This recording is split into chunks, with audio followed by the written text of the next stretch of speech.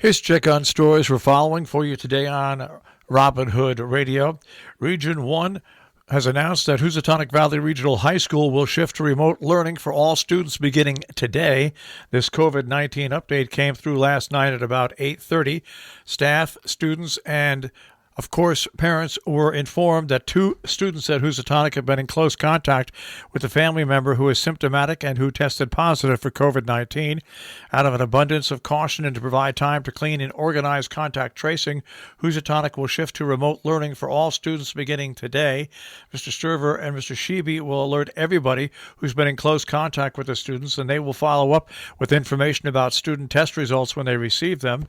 Per the established protocol, they'll also be working closely with the Torrington Area Health District and the Region 1 Medical Advisor. Sturver will communicate with Housatonic families with regard to reopening of the school as soon as he has information he needs to make that decision.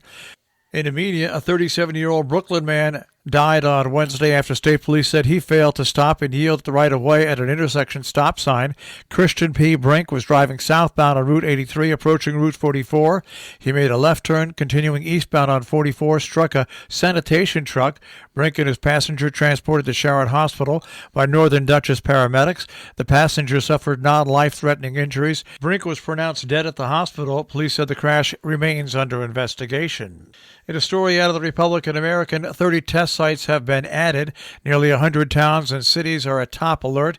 Another 30 COVID-19 testing locations have been added statewide to cope with the increasing demand in Connecticut.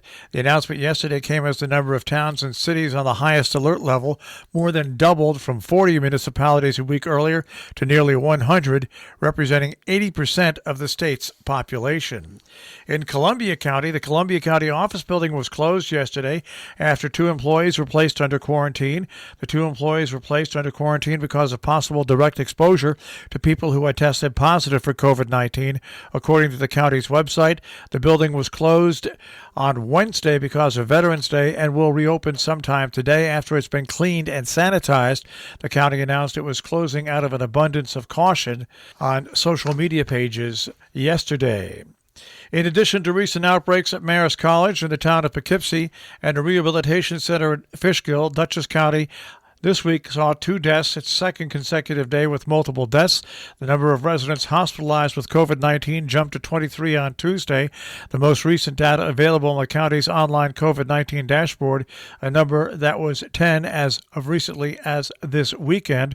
23 represents the county's highest total since there were 26 on June the 8th. Dutchess had 65 new confirmed cases Tuesday. That's the most it had for any single day since May 18th, when it had 158. Massachusetts Governor Baker plans today to announce detailed plans to reopen field hospitals the day after Massachusetts crossed the grim threshold of 10,000 confirmed deaths from the disease, saying the facilities will be reopening in places that will be familiar to people, which could include the Boston Convention and Exhibition Center, the DCU Center of Worcester, University of Massachusetts Lowell, or Joint Base Cape Cod and Bern, all which hosted field hospitals in the spring.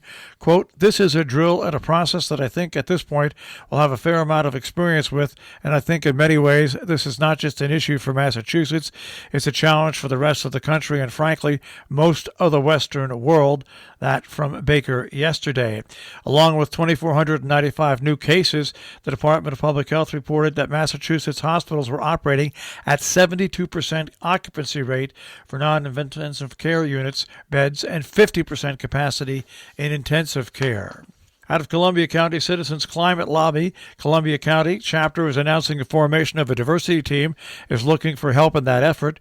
Bruce Frischkoff, co-chapter leader, points out one important way to strengthen the chapter's work in fighting climate crisis is to make the chapter more diverse, to reflect the population of the county. To make that happen, we need a team of people who focus on just how to bring about greater diversity in the membership. Eugenia Zuckerman, a novelist, television commentator, and accomplished flautist, noticed her increased incidence of forgetfulness and consulted with her physician, who confirmed a diagnosis of congenital impairment that would worsen. She then wrote Like Falling Through a Cloud, a lyrical memoir of coping with forgetfulness, confusion, and dreaded diagnosis. Zuckerman will share her story today via Zoom. The talk is being sponsored by Noble Horizons at 7 p.m. Registration at noblehorizons.org. for a program link. And out of Falls Village, Kathleen Kuka attended the meeting of the Board of Selectmen this week, describing her proposal for using space at 107 Main Street. An artist and curator, she would like to lease 440 square feet of the 3,000 square foot space for a retail business that would offer artwork.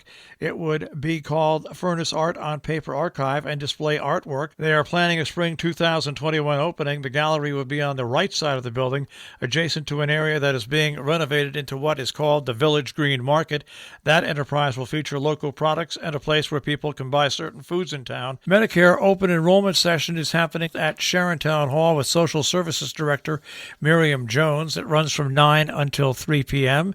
Those who want to attend should contact her office at 860-364-1003. The Region 1 Board of Education has a policy subcommittee meeting 11 o'clock. It's on Zoom. That Zoom meeting link is available on the web at the Region 1 website.